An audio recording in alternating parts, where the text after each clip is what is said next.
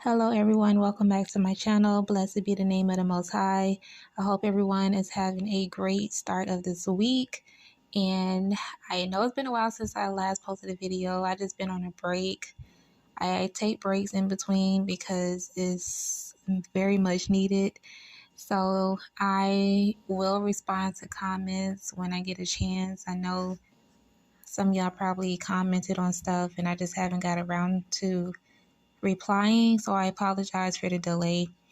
So yeah, on my break, y'all has been still speaking to me and showing me things. And yeah, not gonna hold y'all up. Let's get right into it. So on November the 1st, in prayer, y'all told me that we need to be careful about what we share with people, including family and friends that have been given the injectable. And not even just those that have taken the injectable, but just people in general. We just have to be very, very careful about how much we share and what we share, because there are agents that work for the government that's going around collecting information concerning you. And family and friends, they will turn against you, and they will hand over your information. You know, they will tell them where you live, where you work, what school you go to, what your day-to-day schedule is like, stuff like that. And so you just have to be very careful about what you share with them. You know, if you're planning on relocating or making different moves, you know, for the future or whatever, just don't share that. You know, of course, in all things, be led by the Holy Spirit. And so he also was saying that the more that people take the injectable, speaking of family and friends, the lesser their love for Yah and you will be, and they will reject you. So he said, you know, keep your distance from them and do not tell them your every move.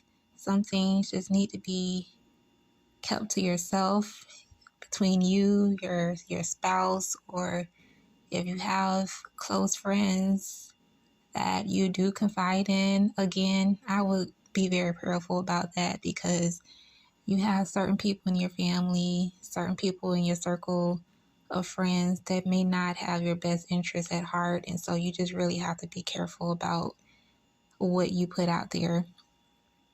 And moving on. So November the 3rd, in prayer, I saw kids in Africa. They were locked up in cages like animals, and they were in very poor condition. They were very tiny and malnourished. And so, you know, as I was thinking about this vision and just seeing those kids being locked up in cages like that, it was very disturbing, but also very sad. And y'all know in Africa, there's a lot of sorcery, and a lot of kids are rejected by their families, especially if kids were born different. And they may have some type of gift, or they may have, you know, physical deformation, or, you know, disabled, albino, and whatever else, what have you. And so because they are considered different, they will call them witches, or they'll say that child is cursed. And so they're rejected by their family, they're rejected in the village. And so they are tormented. A lot of them are killed, and a lot of them are just on their own. And so nobody will help them and feed them, or just take them in and, you know, care for them. And so I actually saw a documentary of this, and I was just heartbroken when I saw this little boy, and he was rejected by his family and the people in the village because he I guess he had some type of skin condition. And so they looked at it as he was cursed, and his family rejected him because they couldn't find a cure for the issue. And so they just figured he was cursed. So he was in the village, and he was crying for people to help him. And he was reaching out to people as they were walking past him for help. And he was just crying, and he was just so small and frail. And people were just looking at him, and they were just walking past him, they were kicking him and pushing him away. And it was just very, very devastating. And so a lot of these kids in Africa that are rejected because they're different, they are being killed, tortured, and who knows what else. A lot of them are being sacrificed. The list goes on. And so please pray for the children in Africa because they have no home. They have they have family, but their family reject them. So just keep them in prayer. And yeah, so moving forward. So on November the 16th, in prayer, I saw Oprah with a group of men and women, and they were entering a place called the Black Room. And it's a secret location in Hollywood where celebrities go to do their rituals and they pray to their god, the goat.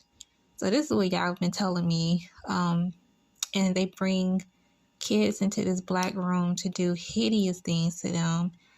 These kids have to go through, I don't even know if I can say the word, but they are being, I guess you would say, sexually assaulted, sold into sex trafficking. A lot of them are killed and been part of some, these satanic rituals. And I saw Oprah with some kids, and I saw her with two young girls, and she was walking them to this black room. And so after I came out of this vision, later I decided to look on Google to see if a black room actually exists. I'm still kind of looking, doing research on it, but I found it interesting that I actually found a movie. It's a horror movie called The Black Room, and it came out in 2017.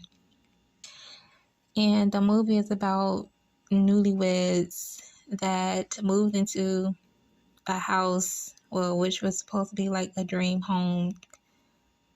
And they discovered that their basement contains a black room that houses a demonic presence that uses lust and arousal to conquer human souls. They're always showing you what really be going on. And they always show it in movies, TV shows, and stuff like that. And so I was like, wow, I think they do have a black room. It's like a store in LA, and they sell like some raunchy stuff. But anyways, so I was just like, wow, so there's a movie on this, and then I'm pretty sure there's more to it.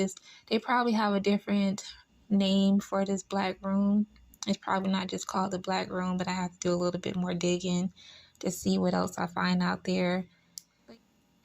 And yeah, so please pray for the children all around the world. Pray for the kids because they're vulnerable and they don't have anyone to protect them. And then moving forward, I think this was on the same day. So I had a vision, and in the vision, I could see the soldiers, but I heard Yah talking to me as I'm seeing the soldiers. And he was telling me that there are sex trafficking within the military, and they have certain soldiers that are considered high ranking, and they are assigned to do different things inside the military, and they have to do these things. They do things that a person in their right minds would not be able to do. And so in order for them to do these things, these soldiers have to be programmed and trained for these assignments. And they have to go through like tedious training. And that's why when they return home, they come back different. They are not the same person anymore. And it's pretty much because of the MK Ultra mind control that they're under. And then they also give them, they give them drugs and stuff like that to alter their way of thinking. And so they're pretty much like a robot, really. They're just being programmed to do certain things. And like I said, a person in their right mind wouldn't dare go to do these things because you just know it's not right. You know it's not the right thing to do. But because they are being programmed to do these things, there a lot of them just not really fully conscious or really aware of what they're doing because of the mind control that they are under. And so pray for y'all's people in the military to come out, pray for their protection, pray for their mind. They need a lot of prayer. And there are some people that been in for a long time, and you know a lot of damage has already been done. And so that's why when you see some of these soldiers come out of the military, they're on medication. They are highly wanting to inflict self-harm on themselves or people around them because of the damage that's been done to them mentally and emotionally and so they really need prayer. They need a lot of prayer. They need deliverance. And so y'all wants a lot of his people to come out. Please pray for your brothers and sisters that's in the military. And yeah, that concludes this video. And I thank you guys for tuning in. May the Most High bless you all.